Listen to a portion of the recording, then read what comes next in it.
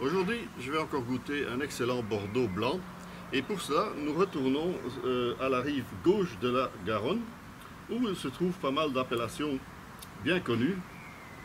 Grave tout d'abord, et c'est d'ailleurs un Grave que nous allons goûter, mais bien sûr aussi la zone des vins liquoreux célèbres, Sauternes, Barsac, Céron, qui se trouve près de la petite rivière le Ciron, qui donne l'humidité en automne pour justement produire cette pourriture noble pour les vins liquoreux. Mais donc la région de Grave tire un peu son nom du sol. Grave signifie caillou en fait. Donc c'est un terroir caillouteux, graveleux.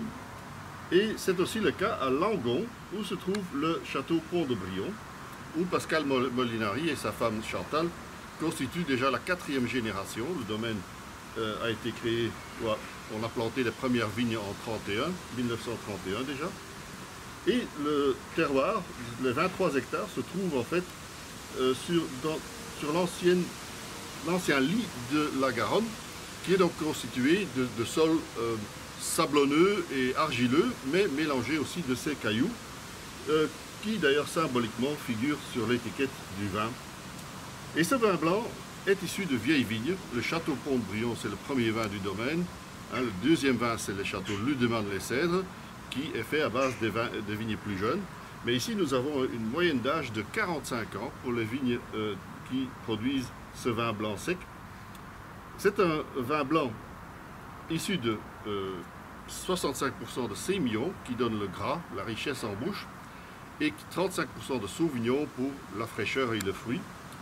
Et après des vendanges manuelles, le vin subit une macération pelliculaire à froid, et après une vinification et élevage en barrique neuve. Donc nous aurons bien ici un vin assez puissant et rond. Il va de soi que Pascal, il applique une culture très respectueuse de l'environnement. Il est très sensible aussi de respecter la typicité de chaque millésime et la nécessité de chaque vigne.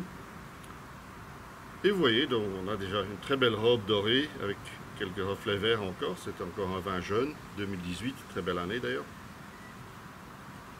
Très belle robe soutenue. Nez très agréable, assez expressif déjà, d'agrumes. Mais aussi avec des notes toastées, un peu de vanille qui viennent du fût.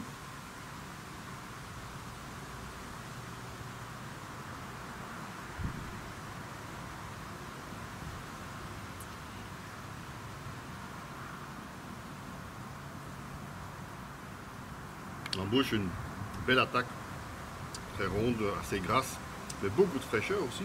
On retrouve ces notes d'agrumes. C'est très frais aussi, malgré la rondeur et le gras. Et en fin de bouche, belle finale avec des notes un petit peu épicées et toastées de nouveau. Vraiment, un très beau verre de vin blanc, mais qui demande des plats un peu plus riches, donc des préparations plus riches de poissons nobles, des crustacés, des volailles et des viandes blanches, et bien sûr aussi les fromages qui trouveront un excellent accompagnateur dans ce très beau vin.